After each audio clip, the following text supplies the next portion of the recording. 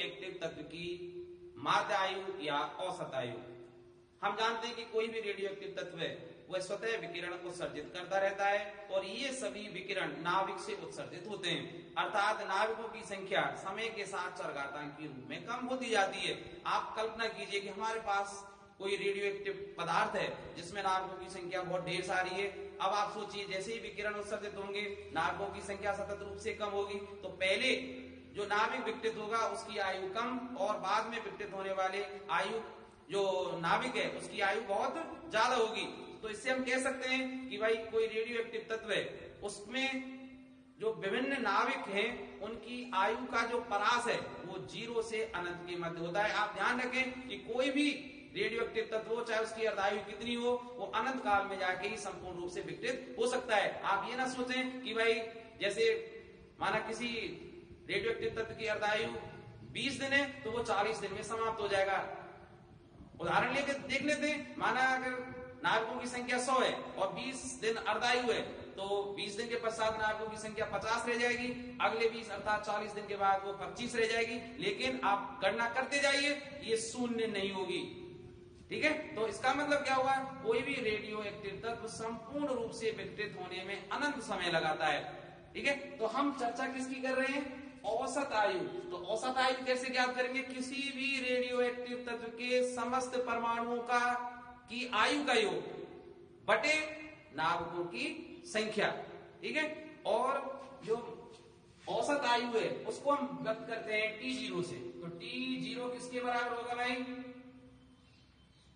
समस्त परमाणुओं की आयु का योग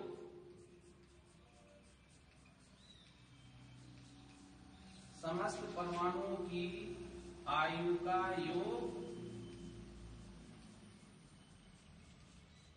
बटे परमाणुओं की कुल संख्या या नाभिकों की कुल संख्या।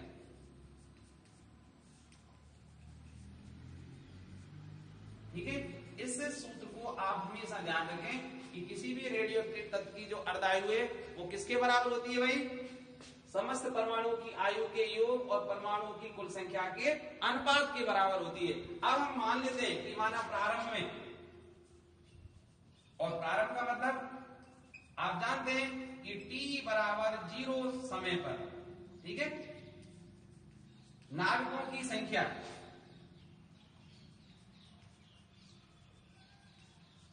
नाभिकों की जो संख्या है वो क्या थी, n0 थी।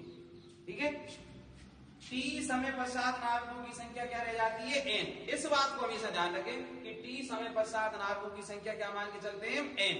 इसी तरह हम कहें कि t समय से, तो समय t से t प्लस dt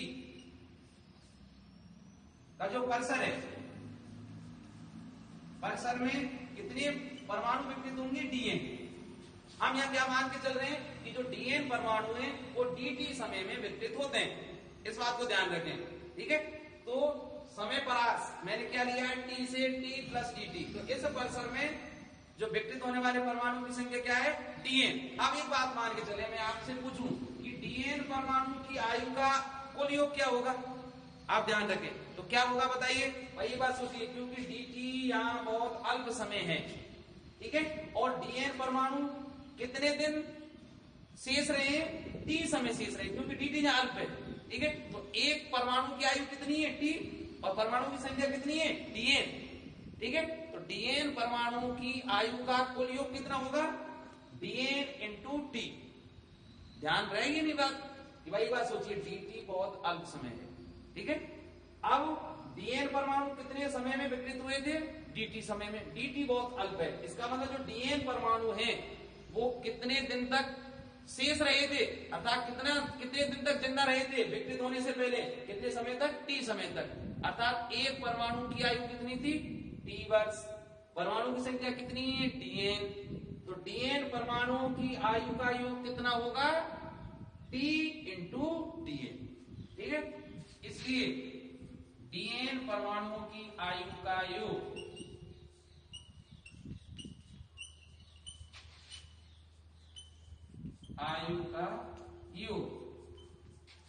कितना है, t इंटू dn। अब एक बात सोचिए, अब हम जानते हैं कि अगर हमें अल्प राशि का ज्ञान हो तो समस्त परमाणुओं की आयु का मान हम निकाल सकते हैं। किसकी सहायता से? समाकलन की सहायता से। तो अब समस्त परमाणुओं की आयु का योग इसलिए कैसे निकाल सकते हैं? समस्त परमाणुओं की आयु का योग कैसे निकाल सकते हैं? हम इंटीग्रेशन कर देंगे और लिमिट कहां से लगाएंगे? 0 to इंफिनिटी। पहले ही मैं बता चुका हूं कि कोई भी रेडियो एक्टिव तत्व अनंत काल में ही विकसित होता है, और उसके बारे में मैंने बता दिया था कि भाई पहले विकसित होने वाले जो पहली बार विकसित होगा, पहला जो नाभिक विकसित होगा उसकी जो आयु है वो 0 वर्ष होगी, और अंत में जाके अनादिकाल या अंत में जाके जो विकसित होगा उसकी आयु कितनी होगी? अनंत होगी। तो हम लिमिट क्या लेंगे? 0 to इंफिनिटी और t इंटू dn। यहाँ dn का मान हम धनात्मक लेंगे, मापांक के रूप में लेंगे, क्योंकि हम जानते हैं कि dn का मान नेगेटिव होगा। क्यों? क्योंकि परमाणुओं की संख्या समय के साथ निरंतर घटती जाती है। ठीक है, अब इसमें dn का मान कहां से ज्ञात करें? भाई आप सोचिए हम क्यों ज्ञात कर रहे हैं? क्योंकि हमें इस सूत्र में क्या ज्ञात करना है? किसी भी रेडियो एक्टिव तत्व की माध्यायु, और माध्यायु किसके बराबर होती है? समस्त परमाणुओं की आयु का योग बटे परमाणुओं की कुल संख्या। परमाणु की कुल संख्या तो n0 हमारे पास है, तो परमाणुओं की आयु का योग हम ज्ञात कर रहे हैं गणितीय विधि से, और गणितीय विधि समाकलन की सहायता से। ठीक है, तो समस्त परमाणुओं की आयु का योग ये होगा। तो dn कहां है? अब dn का मान कहां से ज्ञात करें हम? रदरफोर्ड सोडी के चरघातांक के नियम से। तो हम जानते हैं कि रदरफोर्ड जो सोडी का नियम है, रदरफोर्ड सोडी के नियमानुसार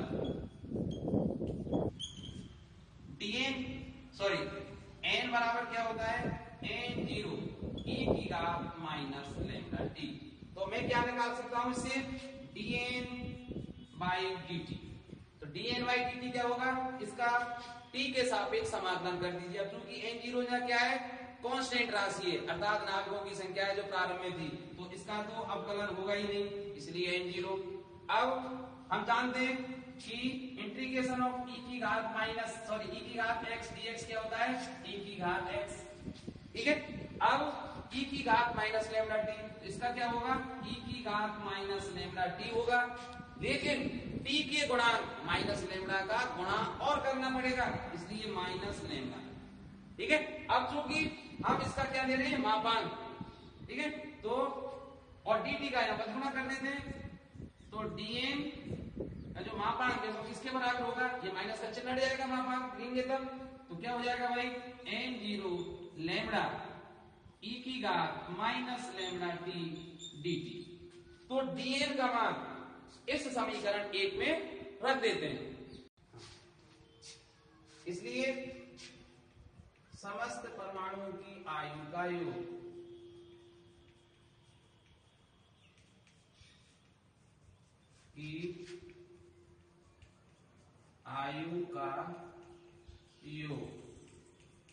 integration of 0 to infinity t into dn, और dn का मान हमारे पास है। तो देखिए n0 लैम्डा e की घात minus lambda t into dt। अब आप जानते हैं कि लैम्डा और n0, लैम्डा या क्या है? क्षयांक है, देखिए कांस्टेंट है, n0 भी एक कांस्टेंट राशि है, इसलिए दोनों को बाहर निकाल लेते हैं क्योंकि इसका समाकलन नहीं हो सकता। इसलिए क्या लिख सकता हूं? बराबर लैम्डा n0 और 0 to infinity t into e की घात माइनस लैम्डा t dt। अब हम जानते हैं कि ये प्लस में होता तो हम दोनों राशियों का अलग अलग समाकलन करके जोड़ देते, लेकिन ये दोनों गुणा में, और आप जानते हैं कि अगर गुणा में दो राशि हो तो अब इसको सरल करने का एक ही तरीका है खंडशः समाकलन। और खंडशः समाकलन के लिए हमें दो व्यंजक लेने पड़ते हैं। प्रथम व्यंजक के रूप में हम कौन से व्यंजक को लेते हैं? जिसका अवकलन सरलता से हो जाए। अब क्योंकि अवकलन दोनों का हो सकता है, इसलिए क्योंकि हम जानते हैं टी का भी और e की घात माइनस लैम्डा टी का भी, लेकिन सूत्र के हिसाब से देखिए, सूत्र क्या होता है? दो राशियों का गुणनफल होता है, उसमें खंडशः समाकलन कैसे करते हैं कि पहली राशि ऐसी की ऐसी, दूसरी राशि का समाकलन माइनस पहली राशि का अवकलन, दूसरी राशि का समाकलन और जो भी राशि आएगी उसका समाकलन, ये होता है। तो देखिए अवकलन किसका, एक हो सकता है टी का, तो टी को हम पहली राशि के रूप में लेंगे और e की घात माइनस लैम्डा टी को दूसरी राशि के रूप में, ठीक है। तो इसका इंटीग्रेशन कैसे करते हैं, देखिए लैम्डा एन जीरो, ये तो कांस्टेंट है और इसको वैसे ही लिख देता हूं। तो देखिए पहली राशि ऐसी कैसी, इसका समाकलन कर रहे हैं, देखिए हम खंड से समाकलन दिखा रहा, पहली ऐसी की ऐसी, तो देखिए टी ऐसी की ऐसी, दूसरी का समाकलन, दूसरी का समाकलन क्या होगा, e की घात माइनस लैम्डा टी, समाकलन में नीचे राशि आती है गुणांक की, और अब इनकी जो लिमिट है वो लगा देते हैं, माइनस इंटीग्रेशन ऑफ पहली का अवकलन, तो टी का अवकलन क्या होगा एक, दूसरी का समाकलन, और दूसरी का समाकलन क्या होगा, e की घात minus lambda T upon minus lambda T और इसका समाकलन, ठीक है। और ये स्थिति आएगी, तो अब इसको सरल करके देखते हैं, लैम्डा एन जीरो, ठीक है। अब देखिए इसको सरल कर रहे हैं, टी के स्थान पर अनंत रखिए और टी की घात ये भी इसकी जगह भी अनंत रखेंगे, ठीक है। तो e की घात जो अनंत होगी उसका गुणांक क्या हो जाएगा, शून्य, उसका मान क्या होता है, शून्य हो जाएगा। तो ये शून्य माइनस t की जगह जीरो रखेंगे और e की घात ये भी क्या हो जाएगी जीरो, तो e की घात जीरो का मान तो एक होता है, लेकिन t की जगह जीरो होने के कारण ये भी टर्म क्या हो जाएगी जीरो, तो इसका मान क्या हो जाएगा जीरो माइनस जीरो, ठीक है। तो ये पूरी टर्म क्या हो गई जीरो। कैसे लिख दिया ध्यान है ना, पहले रखेंगे इन्फिनिटी t के स्थान पर, तो अनंत इंटू e की घात अनंत, क्योंकि लैम्डा तो है अनंत का और t की जगह अनंत रख रहे हैं, तो लैम्डा का गुणा अनंत से करेंगे तो अनंत ही आएगा, और e की घात अनंत का मान होता है जीरो, तो जीरो गुणा अनंत जीरो, माइनस दूसरी लिमिट रखेंगे t के स्थान पर जीरो, ये मान हो जाएगा एक, तो एक गुणा जीरो वो भी क्या हो जाएगा जीरो बटे माइनस लैम्डा है, इसका कोई महत्व ही नहीं क्योंकि ऊपर की दोनों राशि क्या है जीरो।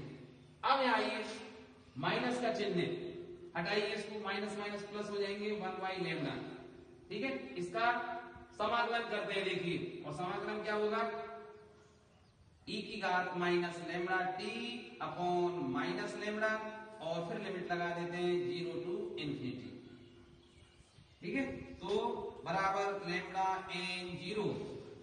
अब देखिए ये तो टर्म जीरो हो ही गई, इसका कोई महत्व नहीं है। यहां आइए इसको हटाइए, तो minus one upon lambda square, ठीक है। अब मान रखिए, तो पहले में क्या रखता हूं भाई, देखिए t के स्थान पर अनंत, तो देखो e की घात माइनस अनंत हो जाएगा, माइनस अब t के स्थान पर क्या रख रहा हूं जीरो, तो e की घात माइनस जीरो या जीरो रख देते हैं, ठीक है। अब लैम्डा एन जीरो, ठीक है, और minus one upon lambda square, तो देखिए ये मान तो जीरो होगा, e की घात माइनस अनंत का मान क्या होता है जीरो, और माइनस e की घात जीरो का मान क्या होगा एक। अब ध्यान से देखिए, बराबर लैम्डा एन जीरो, ठीक है।